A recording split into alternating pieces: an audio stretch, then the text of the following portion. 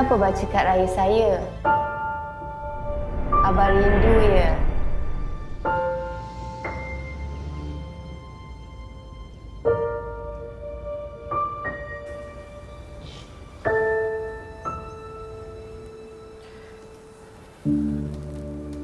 Ya. Jom. Kita dah nak keluar dah ni. Atuk tak siap lagi? Kita nak jalan-jalan KL ni. Yelah. Atuk bersiap dulu ya. Yes! Aku duduk depan. Mak! Nanti aku duduk depan tau. Lah kau ni. Ya. Saya tunggu dalam kereta.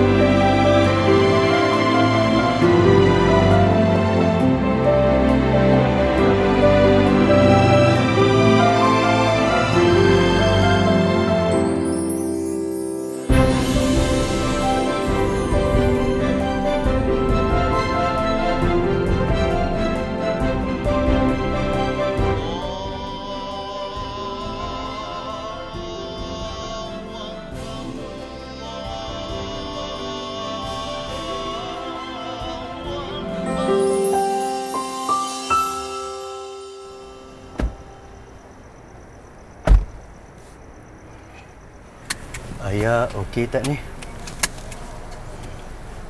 Ayah, raya ni bukan pasal kad dan tradisi saja.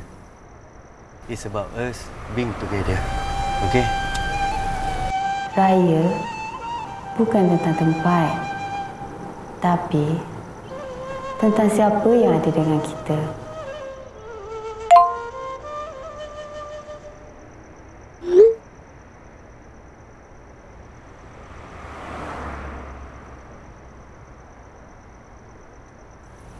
Zali, Ya. nanti bawa ayah ke rumah Uncle Taufik boleh? Oh, boleh ayah. Jom.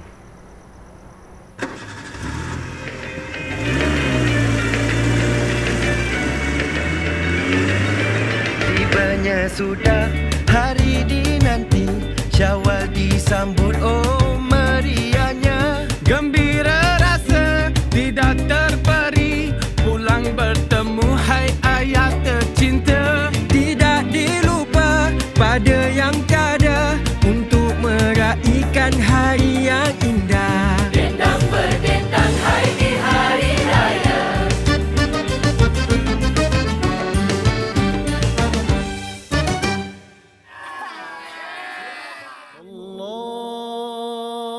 Allahu Akbar, Allahu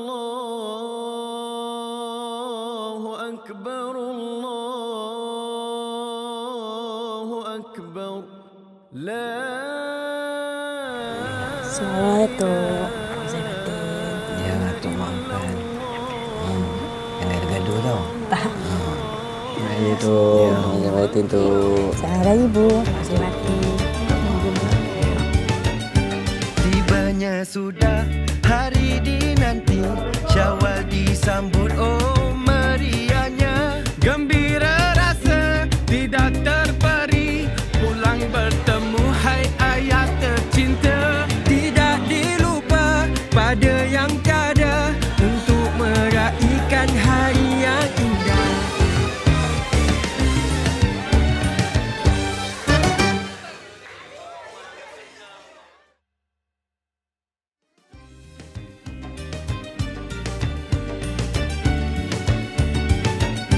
Tibanya sudah hari dinanti, Syawal disambut oh meriahnya. Gembira